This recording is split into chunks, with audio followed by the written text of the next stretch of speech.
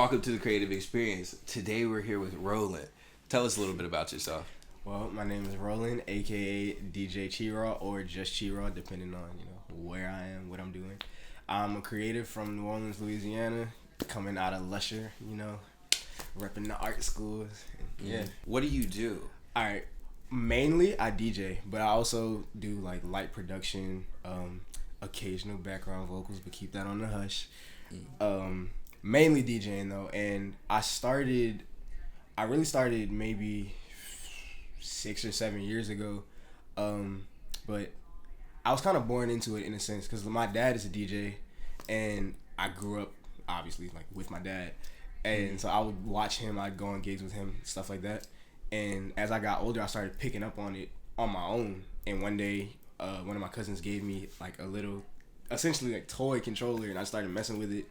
And I ended up getting a gig my senior year at the Contemporary Arts Center, thanks to one of my friends who was an artist over there. And everything just grew from there. Okay. So what is your style, would you say?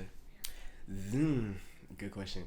I mainly do, like, most of my gigs I'll do hip-hop music, but that's not necessarily my style. Like, I'm big on transitions, like going from song to song, making sure everything is one cohesive project, I guess.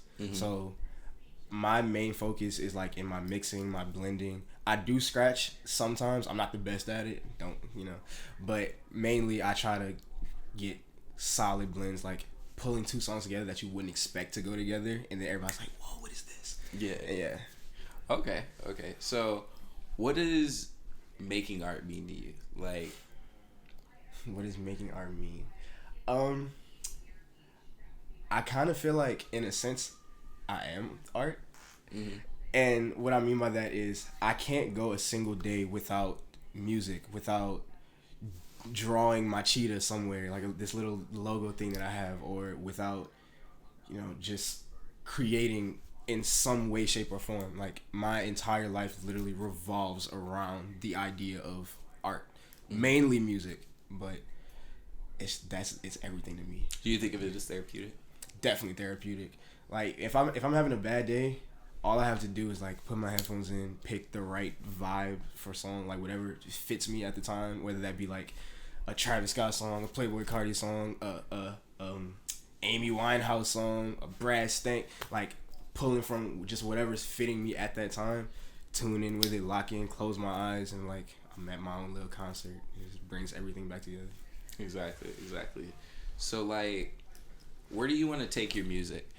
What is like ideal for you? Like, what's the end game? Like, what do you want to do? Well, the end game for me, honestly, I just want to be able to live freely, live happily, like be able to do things with my family, my friends, like travel, all of that.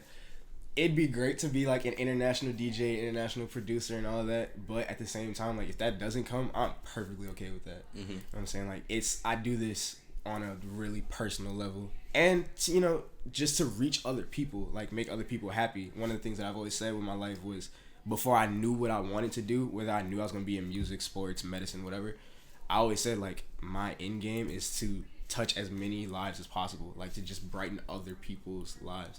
And so far I've been choosing to do that through music. Okay. So you said you grew up through music.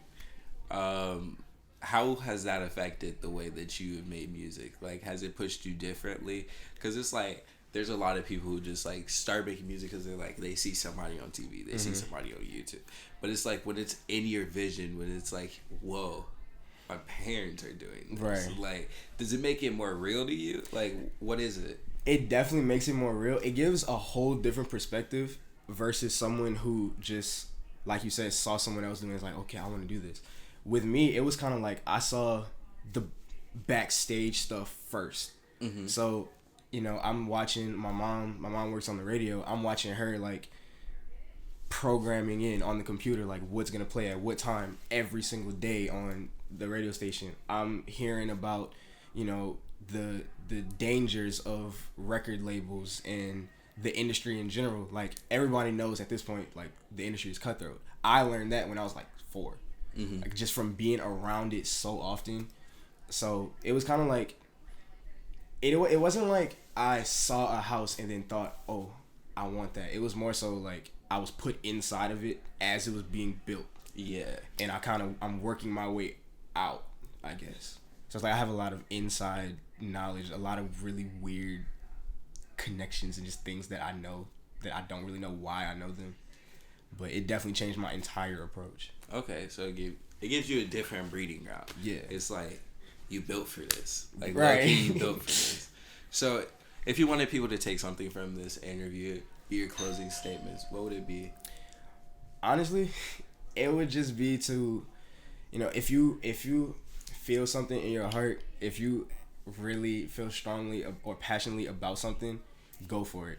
Like, a lot of people say that, but saying it and actually doing it are two totally different things. You know what I'm saying? Like, I started off going the traditional American life route, like finish high school, go to college, get a degree, get a job. That was what certain people wanted from me. But as I'm going through it, I realized that's not for me. My heart is pulling me to go do my music. So I had to go do my music. And honestly, since then, I felt a lot better. Like, I'm a lot happier just in general, and it's fulfilling. And in turn, the more you care about something, honestly, the more you can profit off of it.